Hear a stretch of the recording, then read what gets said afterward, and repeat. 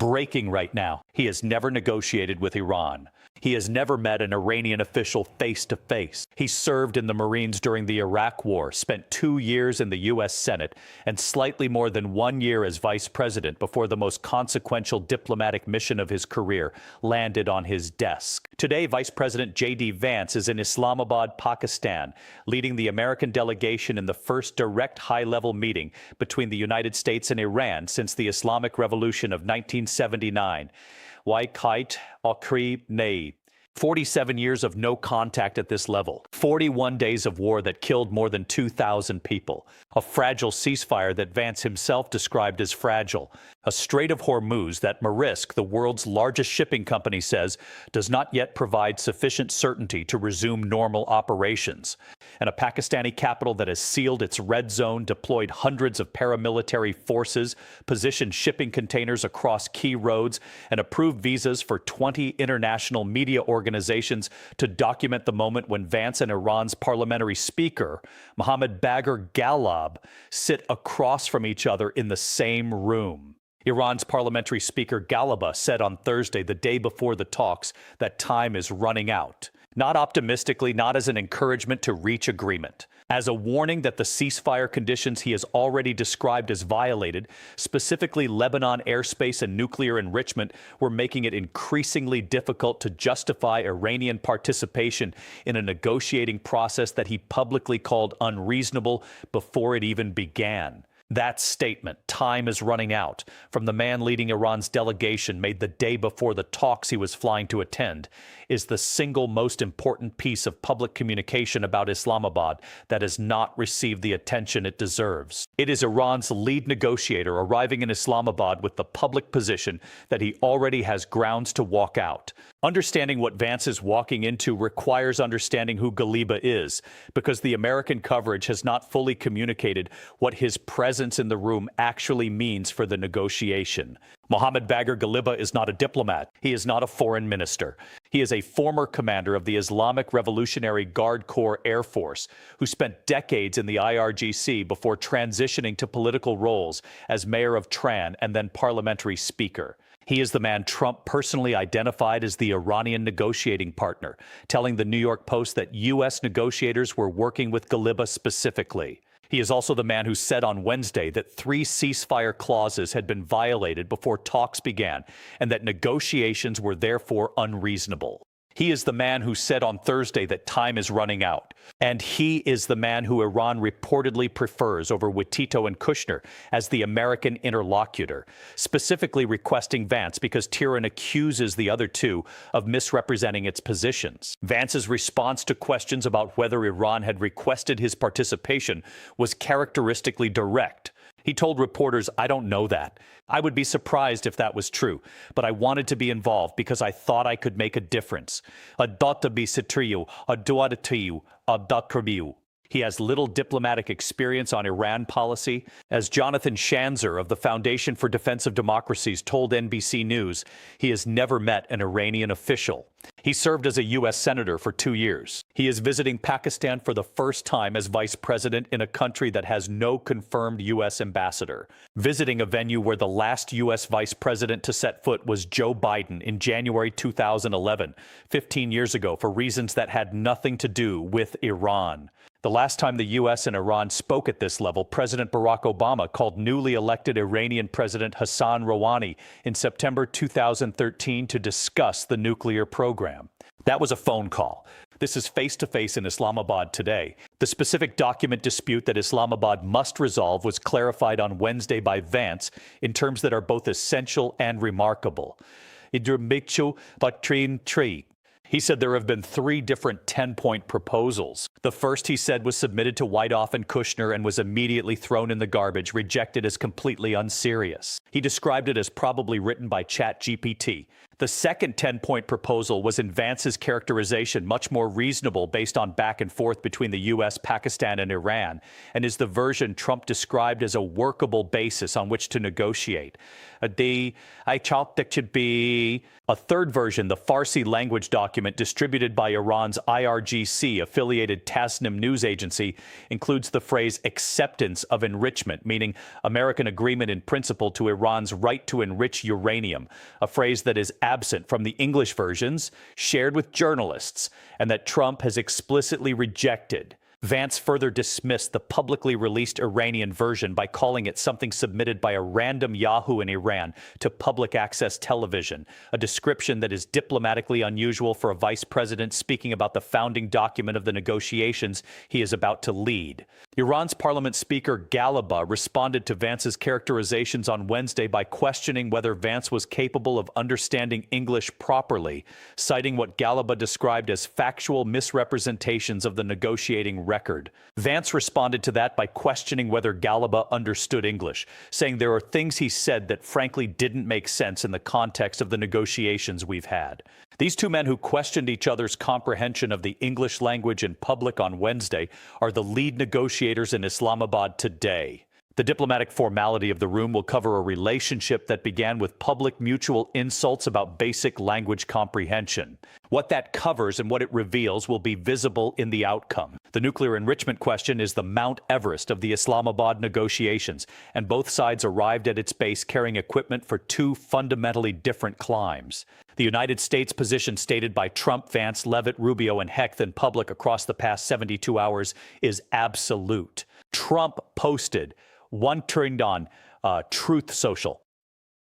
There will be no enrichment of uranium, and the United States will, working with Iran, dig up and remove all of the deeply buried nuclear dust.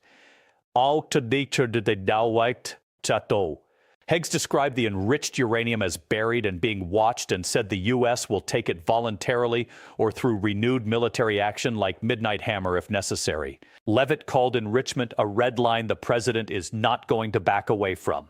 Vance said, the U.S. has all the cards and we want the nuclear fuel.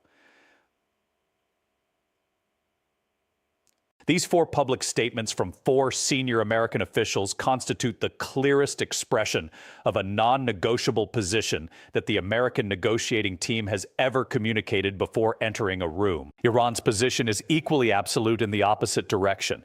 Ghalibah has specifically identified Trump's public denial of enrichment rights as the third ceasefire violation, the grounds on which he said negotiations are unreasonable. Iran's publicly released 10-point proposal includes enrichment rights explicitly. The Farsi version of the ceasefire document includes acceptance of enrichment.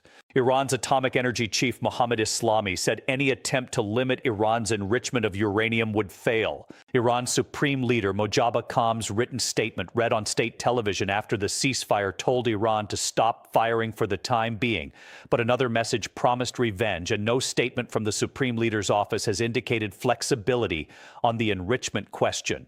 Iran expert Triata Parsi said the enrichment question was the exact point that collapsed the February negotiations that preceded the war, and that Iran would want to make sure Trump surrenders this point going into Islamabad. Lights claim that the gap between Iran's public and private positions on enrichment is large, creates the one genuine pathway through this wall. She said on Wednesday, "We were given indications that they will turn over the enriched uranium. If this private Iranian communication is accurate, it means Iran's public insistence on enrichment rights is a domestic political performance designed to maintain regime legitimacy with an Iranian population that supported the war effort." While the private negotiating position reflects a pragmatic calculation that surrendering the enriched material is acceptable if the price, meaning sanctions relief, asset unfreezing, security guarantees, and American acknowledgement of Iranian sovereignty over the Hormuz framework is high enough. Braz of the Institute for National Security Studies defined what acceptable means in specific technical terms: removal of 60% enriched uranium, dilution of 20% enriched material, and suspension of enrichment for as many years as possible. He noted that these were the demands Iran rejected before the war. The war damaged Iran's military and nuclear infrastructure, but did not change Iran's political system, its leadership, or its negotiating instinct. The Lebanon dimension of the Islamabad talks is the most immediate operational threat to the talks surviving their first day. Pakistan's Defense Minister Khawaja Aif posted on X as peace talks began in Islamabad that as peace talks are underway in Islamabad, genocide is being committed in Lebanon. He wrote that innocent citizens are being killed by Israel and called Israel a cancerous state that should burn in hell, in language that drew an immediate condemnation from Israel's prime minister's office, which called the remarks outrageous and said they cannot be tolerated from a government claiming to be a neutral arbiter for peace. Pakistan subsequently deleted the post. The mediating country's defense minister, on the day the talks he brokered, began posted incendiary anti-Israel language that forced his government into a diplomatic apology before the first session had concluded. This is the operational environment in which Vance and Galabaf are trying to negotiate a permanent end to a war. Iran's foreign minister Araghchi posted the clearest statement of Iran's Lebanon position on Wednesday. The Iran-US ceasefire terms are clear and explicit. The U.S. must choose ceasefire or continued war via Israel. It cannot have both. The world sees massacres in Lebanon. The ball is in the U.S. court, and the world is watching whether it will act on its commitments. Vance's response to this was to tell reporters that the Iranians thought the ceasefire would affect Lebanon. But this is not the case. And if the Iranians want the negotiation process to collapse because of Lebanon, which has nothing to do with them, it's their choice. The country that Iran considers its most important regional ally, Hezbollah, which Iran has funded, armed, and directed for decades, which Iran's own 10-point proposal demands protection for as a regional proxy force, has nothing to do with them in Vance's formulation. This is not a shared understanding of the negotiating geography. It is a fundamental disagreement about whether Lebanon exists as a topic within the talks or outside them. The Hormuz situation going into the first session of Islamabad talks is documented in the maritime data rather than the official statements. And the maritime data tells a different story from the official victory declarations. Maersk, the world's largest container shipping company, confirmed on Wednesday that the ceasefire announcement does not provide sufficient certainty to resume normal operations. Lloyd's List Maritime Intelligence recorded only 3 ships transiting the strait in the first 24 hours after the ceasefire was announced, compared to 120 to 150 per day before the war. Iranian media published a chart showing alternative traffic routes in the strait, with instructions that all vessels must coordinate with the IRGC Navy and follow alternative paths to avoid sea mines. The White House demanded Iran reopen the strait without limitations, including tolls. Iran says it will charge fees and require IRGC coordination. These are not compatible conditions for normal shipping operations. The oil market priced a reopening. The ships are not moving.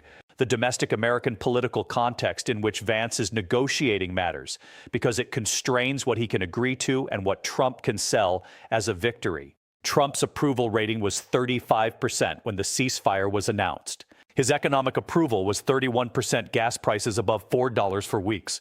The 13% single-hour oil price collapse after the ceasefire announcement was the most significant positive economic signal his second term had produced. And it is the signal that will reverse if Islamabad collapses and the war resumes. Former Trump ally Senator Lindsey Graham said he looks forward to the architects of the proposal coming to Congress and explaining how a negotiated deal meets national security objectives regarding the Islamic Republic. Mark Levin called Iran's proposal an absolute disaster. Graham added that the last thing he is interested in is Iran's saving face. These are the domestic political pressures that define what constitutes an acceptable deal for the American delegation in the room. Not just what Iran will accept, not just what the military outcome justified, but what Republican senators and conservative commentators will accept as consistent with the America First framework that launched Operation Epic Fury 42 days ago. Iran's domestic political context is equally constraining. The IRGC, which conducted independent targeting decisions throughout the entire war with Iran's political leadership sidelined, has not formally committed to the ceasefire in the same terms that Iran's foreign ministry announced it. Mojtaba Kham, the supreme leader who replaced his father, Ali Kham, after the February 2020 the date's strike that killed the elder Khamenei, issued a written statement telling forces to stop firing for the time being, but a separate message promised revenge. The tension between the political leadership that is present in Islamabad and the military command structure that is not present in the room, but controls the weapons and the strait, is the internal Iranian constraint that determines whether any agreement the Islamabad delegations reach is actually implemented on the ground. Trump posted on Truth Social late Wednesday that all U.S. ships, aircraft, weapons, and military personnel will remain in place in and around Iran until a full agreement is reached.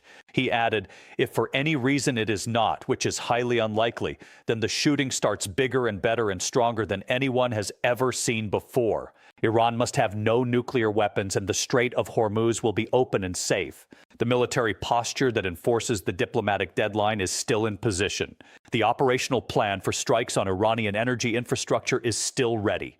The toe ceasefire window is the interval between the military threat and its possible execution. And the Islamabad talks are the only documented mechanism within that interval that can produce an agreement before the window closes and the shooting, in Trump's word, starts again. What happens inside the room in Islamabad today is the question that 42 days of war, 41 authorities thought American and Iranian nights of strikes and retaliation and 47 years of severed diplomatic relations did not answer. Whether the man who described the Iranian proposal as ChatGPT garbage and the man who said time is running out can produce a framework that Trump can call denuclearization and Iran can call sovereignty will determine whether the next 2 weeks end in a permanent agreement or a resumed escalation that both sides have said will be worse than what preceded it. Pakistan sealed its city. The delegations arrived. The world is watching Islamabad the way it has not watched a negotiating table since the Cold War. And inside the room, 2 men who questioned each other's English comprehension on Wednesday are being asked to produce the document that ends a war. Subscribe, enable notifications. We will cover every verified development from Islamabad as it happens, every confirmed breakthrough, every confirmed failure, and every leaked detail that finds its way out of the sealed red zone. A taste or Q, a to buy. Share this before the talks produce their first result. Drop your answers below. The most analytical responses are featured. Question A. Vance said Iran's first proposal was ChatGPT garbage thrown in the garbage. Galabaf questioned Vance's English comprehension and called negotiations unreasonable based on 3 violations. Iran said time is running out. These are the 2 lead negotiators today. Diplomatic negotiations between adversaries have succeeded before from worse starting positions, but they typically require both sides to want to deal more than they want to maintain their public postures. Which side, based on the documented evidence, wants this deal more, and does wanting it more give you leverage or make you vulnerable? Question B. The enrichment question broke the February negotiations that immediately preceded the war. Trump says no enrichment, period. Iran's Farsi ceasefire document says acceptance of enrichment. Leave It says Iran privately indicated it will surrender the enriched uranium.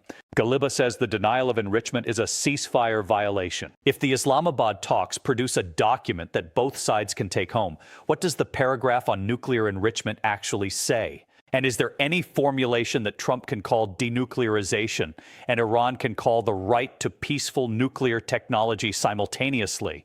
Question C. Pakistan's defense minister deleted an anti-Israel post on the day the talks he brokered began. The IRGC is not in the room in Islamabad. The Strait of Hormuz has 3 ships transiting per day instead of 150. Netanyahu is bombing Lebanon while Vance negotiates. Trump's military forces remain in position with the shoot-and-starts threat on standby.